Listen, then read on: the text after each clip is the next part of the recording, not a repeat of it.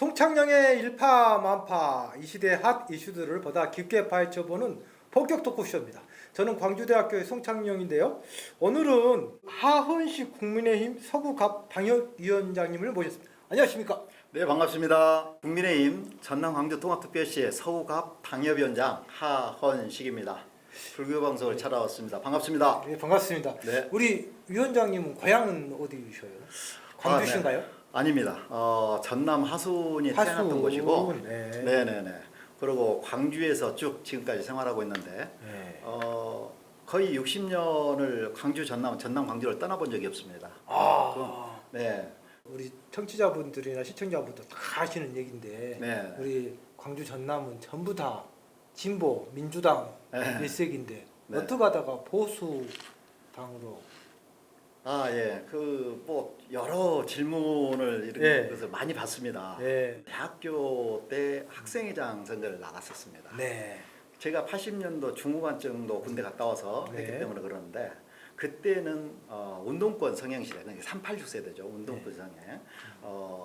NL PD 계열이 전국의 그 학생회를 아주 장악하던 시절. 네. NL이 한 70% 장악하고 PD 계열이 약 20%. 네. 그리고 나머지 10%가 이제 지금 사회로 말하면 무소속 이런 건데, 제가 학생회장 선거로 나갔을 때 NL 계열도 아니고 PD 계열도 아니고 면학 분위기 조성이라는 사회로 말하면 무소속, 네. 이렇게 나가가지고 완주를 했고, 물론 당연히 떨어졌죠. 그때는 뭐 그때는 NL 계열, 무조건 운동 쪽에. 그렇죠. 그러다 보니까 네. 그때부터서 그 이전부터서 저의 뼛속부터 DNA가 보수가 아니었던가. 그래서 그때도 면학 분위기 조성이라는 슬로건을 내걸고 학생회장 나오면서 이 학생이 무슨 데모를 하고 뭐 학내 시위를 하고 그러냐. 부모들이 시골에서 깨 팔고 소 팔아서 학비 대주면은 공부 열심히 해서 밖에 사회 나가서 선거도 하고 정치도 하고 이렇게 해야 되는데, 그래서 면학 분위기 조성이라는 슬로건을 걸고 선거를 나왔었고, 그때부터서 아마 보수적인 어떤 DNA가 이렇게 있지 않았느냐 이런 생각을 하고, 아마 사회 또 나와서는 또 나름대로 이렇게 선거 관여를 하다 보니까 이렇게 보수당에 지금까지 몸담고 있었던 것 같습니다. 네. 이게 사실은 우리 사회가 발전하려면 진보 일색에 또 보수 일색에 이러한 정치는 맞지 않다. 네. 소위 무투표 당선이 돼버리는, 네. 뭐 선거도 안 해버리는. 그렇죠. 그건 민주주의가 아니잖아요. 그건. 네, 네, 네. 그런 측면에서 대구에서 얼마 전에 김부겸 전 총리님이 굉장한 어떤 사회적인 어떤 영향을 끼쳤다면 네, 네. 어떻게 생각하신가요? 지방선거에서 당선이 네. 구의원, 시의원들이, 도의원들이 이렇듯 영남권에도 이렇게 변하고 있는 것은 김부겸 후보의 어떤 개인기가 뛰어나서 그런 것도 있지만은 세상이 변하고 있고 대한민국이 변하고 있다. 네. 단 아쉬운 것은 이렇게 전체적으로 다 변하고 있는데 우리 호남만, 우리 전남 광주만 지금도 70년대, 60년대 그 시절을 못 벗어나고 있다. 정말로 서글픈 현실입니다. 이런 거기 때문에 우리 전남 광주도 이제는 변해서 민주당도 당선시켜주고 저희 국민의힘도 당선시켜줘야, 그래야 지역 발전이 활성화되고 우리 전남 광주 시민들의 어떤 일자리라든가 어떤 경제적 풍요라든가 이런 거에서 충분히 앞설 수 있다. 그리고 또 경쟁력을 가질 수도 있다. 이렇게 생각합니다. 그래서 아마 그런 시기가 올 거라 생각을 하고 저는 열심히 이렇게 지치지 않고 하고 있습니다. 네, 경제 얘기 한번 해볼까요? 그러겠습니다. 우리 지금 글쎄 당군 이래로 어떻게 네, 보면 네, 우리 네. 호남이 생긴 이래로 예, 최대의 기회 아닙니까? 그렇죠. 자그마치 800조. 네네네. 지금 한 번도 호남 들어보지도 반도체 못한. 말씀하시고. 이 호남 반도체 어떻게 보십니까 이거? 일단은 호남 반도체에 대해서는 여야를 막론하고 저는 적극적으로 환영합니다. 저는 찬성합니다. 그런데 우리 지금 국민의힘 일부 또 윗분들은 반대하고 막 난리가 났던데. 우리 국힘에 네. 국민의힘의 일부 의원분들이 기자회견도 하고 또는 뭐 페이스북에 올리는 그런 호남 반도체는 안 된다, 시기상조다, 네. 뭐 여러 가지 이유를 들어서 반대하는 의원들도 좀 있는데, 네. 이런 분들은 저는 이렇게 생각을 합니다. 이제 어떻게 보면 크게 두 가지로 나눌 수가 있죠. 첫째는 그분들은 그분들의 지역의 어떤 그 주민들의 대변을 해야 됩니다. 그러면 영남권의 의원이 호남에 800조 어마무시한 역대 있었지도 않은 이 예산을 들여서 이 반도체 클러스터를 만든다는데 네. 영남권 의원이 손 놓고 있으면 그리고 찬성한다면 본인의 지역구를 대변하라고 뽑아줬더니 이게 앞뒤가 맞는 얘기예요. 그래서 맞는 얘기를 할 수가 있다. 네. 그러나 한 가지 서운한 것은 네. 여러 의원들은 뭐 영남권, 뭐 용인 아니면 또 경기도권, 충청권, 영남권 의원들은 그런 볼멘소리를 했어도 이해가 할 수가 있습니다. 네. 그런데 일부 조금 이해가 안 되는 것은 제가 이 방송이지만은 우리 그 안철수 의원 같은 경우는 제가 직접 말씀드리랍니다.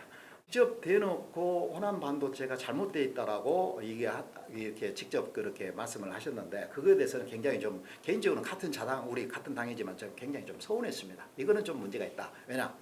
이 안철수 의원 같은 경우는 태생은 호남이 아닙니다. 다른 지역이고 고향이고요. 그렇지만은 정치적 고향은 이게 호남입니다. 예. 어떻게 보면은 과거 몇 수년 전에 국민의당이라는 그렇습니다. 그 정당을 가지고 이쪽에서 38석이나 어마무시한 예. 처음 나와서 그렇게 우리 호남 사람들이 그렇게 밀어줘서 지금에 있는 자리가 호남 사람들로 인해서 이렇게 있었던 것이고 어떻게 보면은 정치적 고향은 호남이나 다름이 없는데 예. 그렇다면은 비록 이재명 정부고 상대 당이지만은 호남의 반도체 클러스터를 이렇게 추진한 것에 대해서는 맞다. 국가 균형 발전을 위해서도 맞다. 이렇게 하면서 오히려 힘을 실어줘. 비록 정당은 틀리지만 이렇게 했으면 우리 호남 사람들 그래도 과거에 국민의당을 지지했던 38석을 만들어줬다. 이것이 그래 효과가 있었구나. 그래도 좀 덜했구나 이런 생각을 가졌을 것인데 근데 반대라는 거 보고 저는 좀 실망을 했고 아마 그분도 그만한 어떤 생각이 있었지 않겠느냐라고 생각을 하고 있습니다만은 나름대로 저는 뭐 그분을 직접 만나서도 할 용의가 있습니다. 좀 서운했더라.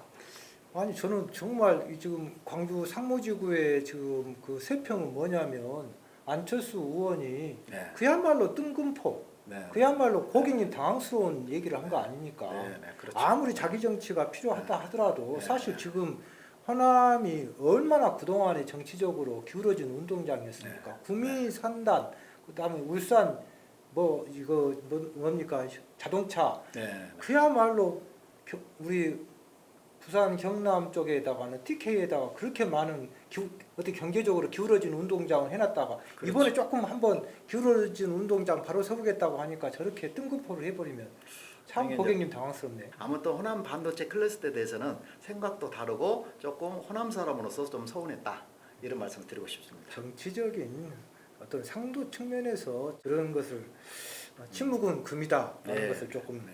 얘기해드리고 싶고요.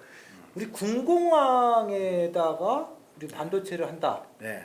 이거를 어떻게 보시는 거예요?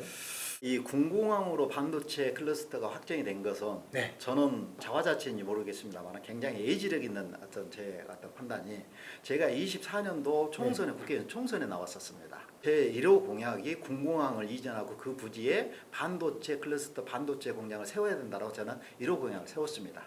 그러고 나서 2년이 흘렀는데 제가 말하고 이 공약을 발표했던 95% 100%가 이재명 대통령이 그대로 답습했었고 이재명 정부에서 이것을 제가 그 공약을 내었던 건 그대로 똑같이 네. 마치 그걸 제 걸 보고 베낀 것처럼 네. 그래서 여러 당원들이 얼마 전에 발표했지 않습니까? 네. 클러스터를 네. 그 이후에 여러 군데 전화가 왔었습니다. 네.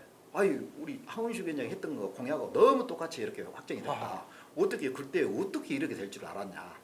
근데 저는 그것을 미리 알고 그런 것이 아니고 10년 전에 반도체 저명 학술지에 우리 대한민국을 넘어서 아시아에서 최고 부지라는 것이 군공항 부지가 반도체 최고 부지라는 것이 확정이 돼서 그 학술지에 실린 적도 있습니다. 아 그래요? 그렇죠. 그래서 그게 단순히 군공항 부지가 왜 반도체 공장으로 적합하냐. 네. 이것은 여러 가지 이유가 있습니다만은 첫째는 반도체는 뭐 누구나 요즘은 많이 뭐 시민들도 알고 있더라고. 가장 필요한 게 전기, 네. 그다음에 용수, 네. 그다음에 부지, 네. 그다음에 인력, 네. 그리고 나머지가 이제 인프라 뭐 이러지 않습니까? 근데 이 5박자를 3박자가 5박자를 완벽하게 가지고 있는 것이 이건 군공항 부지입니다. 우리 정부나 우리 뭐 광주 뭐 전남 광주 특별시뿐만이 아니라 정부에서도 제대로 맥을 잡고 결정을 했다. 군공항 부지는 우리가 다 아시다시피 이 한빛원전은 30km 이내에 굉장히 가까운 거리입니다. 알고 보면은 이 경북에서 용인까지 뭐 서울까지 전기를 끌어가는 형편이니까.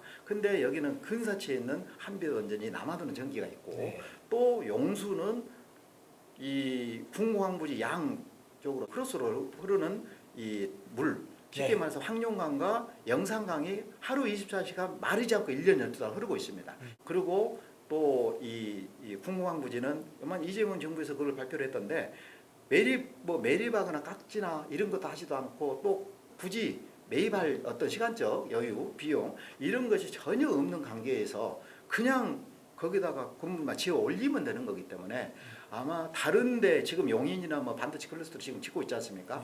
네. 여기에 이런 거에 비해서는 공사 기간도 3분의 1이면 됩니다. 네. 그리고 비용도 어떤 전체적인 비용도 3분의 1이면 됩니다. 그러면서 효과는 극대화를 시킬 수 있고 또 인력은 얼마든지 일부 지역에서는 그리고 전문가들이나 서울에서는 인력이 뭐 전기 용수는 그렇다지만 인력도 부족하다. 근데 인력이라는 것은 얼마든지 여기 반도체 확정이 돼서 착공이 들어가면은 지금 GCT 있죠, 한전공대 있죠. 그리고 또 이제 반도체 뭐 사우나라든가 기타 뭐 데이터 센터라든가 컴퓨터 센터 얼마든지 우선 어떤 인프라가 갖춰져 있기 때문에 여기에서 이 반도체 관련된 인력을 양성해낼 수 있다. 지금 당장 필요한 것이 아니니까 이런 것을 갖춰져 있고 또 이 궁광 부지는 광주시의 어떻게 보면 한 복판이라고 볼 수 있어요. 네. 바로 인근에 뭐 역사가 있어서 송정역에서부터 상무지구 그리고 또 조만간에 2호선 개통이 되고 3호선 개통이 되면은 아마 광주시 전역에 30분 이내에서 출퇴근이 가능한 네. 그러면은 용인이나 평택, 화성 여기에서도 그 주변에서 근무하지 않으면은 출근 시간이 힘들 정도입니다. 그래도 인구가 보통 한 늘어나고 있는데 2시간입니다. 서울. 그렇죠. 그런데 이곳은 30분 이내에 출퇴근하면 바로 또 공항부지 그 전철역까지 있지 않습니까? 네. 이런 거기 때문에 이 아주 궁광의 반도체 부지로서는 아주 적합하고 네. 아마 이재명 정부에서 지금 정부에서 충분하게 그것을 감안하지 않았겠느냐 네. 이런 생각을 하고 아주 그냥 적합하다. 우리 담양이나 창평이나 이런 데 보면 군 단위의 농공단지가 실패한 게 뭐냐면 네. 거기서 근무한 사람들이 처음 한두 달은 출퇴근하다가 좀만 비 오고 어쩌고 하면 출퇴근 안 해버리거든요. 네. 근데 지금 광주 여기 위치가 끝내주는 것 같아요. 정주 조건도 좋고 상무지구도 가깝고 네. 그야말로 좋은 것 같습니다. 이게 군공항에 만약에 이제 반도체가 여기에 네. 정말 완성이 되고 하면 어떤 베니핏이 있을까요? 이루 말할 수 없이 많습니다. 네. 이거는 우리 시도민들이 아직은 체감을 못 느낄 겁니다. 뭐다? 이게 실제로 완성이 됐을 때는 네. 이 호남, 전남, 광주는 이 경제 자립도 전국에서 1등이 될 겁니다. 그리고 지금 인구가 계속 감소하고 있지 않습니까? 네. 첫째, 이게 시너지 효과는 인구가 증가한다는 것이죠. 왜냐? 이 반도체 클러스터 들어서게 되면은 이전에 있었던 뭐 관공서 몇 개 들어서고 뭐 데이터 센터 들어서고 컴퓨팅 센터 들어서고 컴퓨팅 센터 작년에 우리 전남으로 뺏겨 통합되기 전이니까요. 전남 뺏겼다 해서 원래 시장부터서 모든 시민단체가 서울로 올라가서 항의하고 그랬지 않습니까? 네. 근데 이 컴퓨팅 센터의 수십 배의 효과가 이 반도체 수십 배, 수백 배의 효과가 있을 겁니다. 이 정도로 반도체 클러스터가 효과가 있기 때문에 이 효과가 되게 되면 첫째 인구가 늘어난다. 그러면 인구 이꼬르 경제, 경제 이꼬르 인구 아닙니까? 네. 인구가 늘어난다는 것은 그만큼 경제가 부강하게 된다는 거. 경제가 부강하게 되면 어쩝니까? 양질의 일자리가 늘어난다는 거. 양질의 일자리가 늘어나니까 경제가 부강이 된다고. 네. 경제가 늘어나니까 인구가 늘어나고 이런 네. 순환 사이클이 되는데 지금 우리 전남 광주에서 뭐 이제 대학 졸업하고 되면은 전부 수도권으로 경기도로 갈까 서울로 갈까 이것부터 머리 싸매입니다. 부모들은 굴러 가면 집을 살 수도 없고 전세를 알아봐야 될까 뭐 이런 그 어디 원룸을 알아봐야 돼 이런 고민에 빠져 있는데 이게 만약에 이 반도체 클러스터가 들어서게 되면은 그런 걱정 하나도 없다는 거죠. 그래서 이렇게 했을 때는 이 인구가 왜 늘어나냐? 청년 대학생들이 전부 서울 경기로 가고 다른 지역으로 가야 되는데 여기 양질의 일자리가 보장이 되니까 네. 아마 타 지역에서도 전남 광주에 이 주소지를 둔 사람이 한해서 1순위 채용을 하는 조건이니까 네. 아마 졸업하기 전부터서 이쪽에 주소지를 옮길 것이고 또 거기에 10만 개 일자리 중에서 5만 개는 청년 대학생들의 의무할당 네. 또 2만 개는 또 실버층 그러니까 장년층 60대 정년했던 네. 이분들도 요즘은 평균 수명이 좀 늘어나서 그럼요. 더 근무하고 싶어도 정년 때문에 못 하는 네. 이런 분들이 또 2만 개는 또 의무할당 나머지 3만 개는 이제 이 박사 그리고 석박사 그리고 또 전문가 뭐 엔지니어 이런 분들 필요하니까 기업이 바뀌어 양질의 일자리 누가 봐도 정년이 보장되고 이런 일자리를 갖게 된다라면은 뭐 더없이 이쪽은 호남에는 반도체 클러스터 하나로 평생 50년, 100년이나 그 이상도 탄탄대로 어떤 지역이 될 거다. 사실은 도시화가 정말 네. 중요한데 네. 저는 방금 우리 위원장님이 얘기해 주신 것처럼 네. 가장 큰 베니핏은 인구 증가다. 네. 평택, 용인, 동탄, 화성, 음. 수원까지 그 보면 그쪽 일대가 과거에 인구가 얼마 안 됐거든요. 그런데 그렇죠. 갑자기 반도체 무슨 하면서 엄청나게 늘어났지 않습니까? 맞습니다. 오늘날에 화성 동탄 가보면 언제 이런 도시가 만들어졌나 그렇죠. 할 정도로 네. 천지가 개벽했지 우리나라에 않습니까? 이런 지역이 있었나 할 정도입니다. 앞으로 반도체는 더 많은 전문가들이 있겠지만은 앞으로 100년, 200년 어느 순간에 이 반도체가 끊기는 일이 아니라 앞으로도 더 필요하고 더 활성화됩니다. 네. 그렇기 때문에 삼성이나 SK에서 목숨을 아주 그 기업의 어떤 생리를 걸고 반도체를 지금 수백조 원을 들여서 수천조 원, 다른 데과 대비 수천조 원을 들여서 이렇게 증설을 하고 있는 것이 앞으로 100년, 200년 내다보고 하는 거기 때문에 이렇게 봤을 때는 우리 호남의 반도체가 오는 것은 우리 호남 사람들한테는 신의 한 수고 정말로 좋은 어떤 혹이다. 예. 제가 작년에 그 10월달에 중국 그 북경에 칭화대를 네. 갔다 와서 거기가 우리로 얘기하면 칭화대가 북경대가 서울대고 칭화대가 우리로 얘기하면 과기원인데 네. 그야말로 그 반도체 그냥 하루 종일 거기에 있는 교수들이 그렇습니다. 네. 그냥 무조건 반도체 얘기만 하더라고요. 네. 근데 우리나라에 아직도 원천 기술은 우리나라가 더 앞선답니다. 그러죠. 걔네들이 생산 라인이 많았을 뿐이지. 네. 그래서 어떻게 보면 우리나라가 이걸 잘만 하면 될 것 같은데 우리 지금 야당 입장이지만 이런 측면에서 적극적으로 좀 도와주셔야 될 거 아닙니까? 아이 그럼요. 그 이렇게 호남 반도체 클러스터가 이렇게 오게 된 것은 여야를 떠나서 정치 정당을 떠나서 저는 환영하고 또 우리 국민의 자당의 의원들한테도 적극적으로 설파도 하고 있고 설득도 하고 있습니다. 반도 논리 펴면 안 된다. 그리고 호남도 먹고 살아야 되지 않겠냐 이러면서 설득도 하고 얘기도 하고 있습니다. 다만 우리 전남 광주 시민들께서도 해줄 수 있는 게 예. 아니 한쪽 정당만 선택하지 마시고 저희가 국민의힘도 선택을 해주시면은 이럴 기회에 민주당도 아주 그 이렇게 호남 반도체 환영한다 이렇게 성명서 내고 또 추진을 하고 또 거기에 덧붙여서 국민의힘도 이렇게 환영하고 정당이 틀리지만은 정부가 지금 이재명 정부지만은 그렇더라도 이 정당이 틀리지만은 우리 원내 제1당 아닙니까 국민의힘이. 예. 그래서 국민의힘에 소속에 있는 사람들도 호남 반도체가 맞다 찬성한다 그러면은 수도권에 있는 호남 사람들 좋아할 것이고 여러모로 좋아할 것인데 지금 이 구조가 그 뭐 한쪽으로만 완전히 기울어져 있는 이런 정치 형태다 보니까 저같이 당협위원장만 10년째 하고 있습니다. 그래도 페이스북이나 어디 뭐 얘기를 해도 이게 무게감이 없어서 알아주질 않습니다. 그리고 뭐 이제 지금 말씀 너무 잘하시는데. 아니죠. 그러니까 말은 잘할 우리 교수님 말씀이십니까? 그런데 이게 이제 누가 좀 중앙에서라든가 누가 안 먹어주고 안 달아준다는 거예요. 네. 왜? 현역 의원이 아니다 보니까. 그래서 이런 것을 우리 호남 발전을 이어오고 우리 자식들을 이어오고 부모들을 이어오고 그리고 후손들을 위해서는 제발 이제는 우리 국민의힘도 좀 생각을 해서 우리 국민의힘을 생각해달라는 거 아닙니까? 우리 자신들을 호남, 전남, 강주를 위해서 국민의힘도 좀 선택도 해주고 좀 안아줘라. 네. 그래야 호남 발전을 가져올 수 있고 더 추진이 이렇게 나갈 수 있다. 국민의힘은 이쪽에 의원을 안 뽑아주시니까 방법이 없어요. 말도 누가 원외 말 그대로 원외 아닙니까 원외. 네. 원외 당협위원장을 맡다 보니까 중앙에 가도 우리 국민의힘도 그렇게 무게감이 좀 떨어지고 또 이쪽에서도 뭐 의원도 아니니까 말을 해도 좀 안 먹어주고 네. 그나마 우리 불교방송에서 이런 기회를 줘가지고 네. 이런 얘기를 할 수 있어서 우리 교수님 비롯해 우리 불교방송 기자분, 관계자분들께 저 더없이 감사를 드립니다. 사실은 이제 선출직 선거가 잘 되려면 사실은 네. 죄송한데 51대 49가 제일 좋죠. 네. 당선되더라도 떨어진 사람이 거의 49 정도는 되어줘야 되더라도 뜨거 하면서 더 열심히 그렇죠. 할 수밖에 없고 네네. 또 49 되신 분은 언제든지 또 51이 될 수가 있기 때문에 네. 근데 지금 이쪽 지역은 어떻게 보면 그냥 무투표 당선될 정도까지 그렇죠. 돼버린다는 예, 것이 예. 사실은 그런 투표의 백미는 좀 떨어지는 거죠 사실은 우리가. 네, 네, 네. 그리고 맞습니다. 이 지역이 발전하려면 진보와 보수의 양쪽 날개가 쭉 펴져야 되는데 한쪽 날개가 꺾여 있어 버리면 그렇죠. 그게 힘들거든요. 그런 아유, 측면에서 네. 사실 우리 하원식 우리 네. 위원장님이 굉장히 소중한 자산인 것 같은데 네. 아직 우리 위원장님 시간이 너무 많이 지나가 버려가지고 네. 마무리를 네. 우리 마지막 다 네네. 얘기하실 한 말씀만 드리면은 네 저희 전남광주 우리 시민 여러분 어찌 됐든 간에 저는 국민의힘의 당협위원장을 맡고 있는 하헌식입니다. 어찌 됐든 간에 저희 국민의힘이 우리 시도민들과 끝까지 함께 하겠습니다.